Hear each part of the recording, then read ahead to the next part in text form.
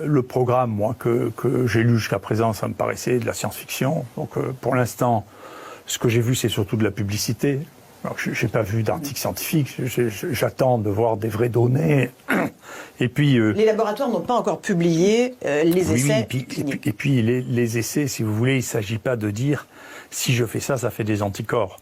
Il s'agit de dire, écoutez, voilà, on a une population exposée. Dans cette population exposée, dans des conditions naturelles, chez des gens qui représentent la cible. On vit dans un monde qui est fou. Donc, si vous voulez, les conditions qui ont été prises pour lutter contre cette maladie sont des conditions d'un autre siècle. C'est pas des conditions pratiques, c'est pas de la lutte au quotidien. Une arme au Moyen-Âge ? Non, mais déjà de dire aux gens ne vous soignez pas, restez à la maison, c'est un truc. C'est même pas Moyen Âge. Même Hippocrate faisait pas ça. Je sais pas, il est bain chaud, quelque chose. Il disait pas aux gens restez à la maison jusqu'à ce que vous mouriez. C'est un truc de fou. À partir du moment où vous êtes parti comme ça, à partir du moment où vous avez dit, écoutez, plutôt que de mettre en place une véritable stratégie qui a mis très longtemps à se mettre en place, écoutez, on fait les tests. On voit là ceux qui sont positifs, on les prend en charge, on regarde ceux qu'ils ont. Ceux qui sont négatifs, ils peuvent rentrer chez eux. Plutôt que de mettre en place une véritable stratégie de prise en charge des malades, on a cru que c'était une gestion qui allait pouvoir se gérer politiquement et non médicalement. À partir de ce moment-là, les politiques ont cru depuis le début qu'il y allait avoir une baguette magique.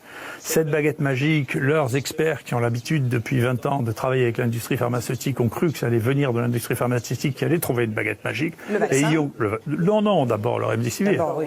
Okay. Le remdesivir, souvenez-vous qu'ils se sont encore fait rouler à la farine il y a quelques jours en achetant pour 2 milliards de vaccins d'un médicament dont moi je dis depuis mars que ça marche pas. On va y revenir dans un instant. Mais maintenant, juste sur les vaccins. Non mais encore une fois c'est la même chose, c'est maintenant. Il n'y a plus cette baguette magique, donc la nouvelle baguette magique, ça ne va pas être de lutter, de faire le métier.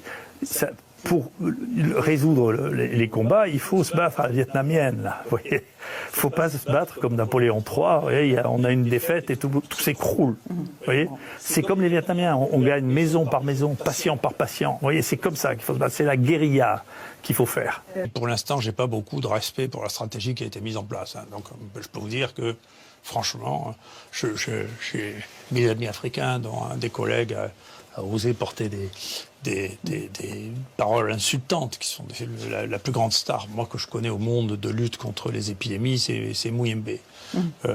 Personne n'a ça à son tableau, maîtriser 3 ou 4 épidémies d'Ebola, des épidémies de choléra. Et il a dit quoi ? Lui, il a dit, écoutez, nous, on n'a pas d'état d'âme, on sait bien que la chloroquine, ça n'a jamais tué personne, on teste les gens.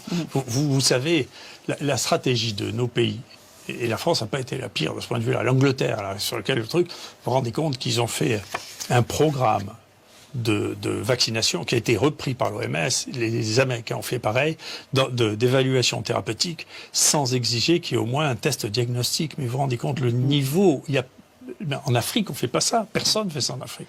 Pour faire un diagnostic, on fait un test.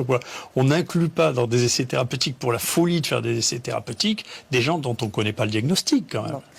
Je pense que si on s'amusait à faire ce vaccin obligatoire, vous auriez une révolution. C'est pas le cas. Pas le faire. C'est pas le cas. Voilà.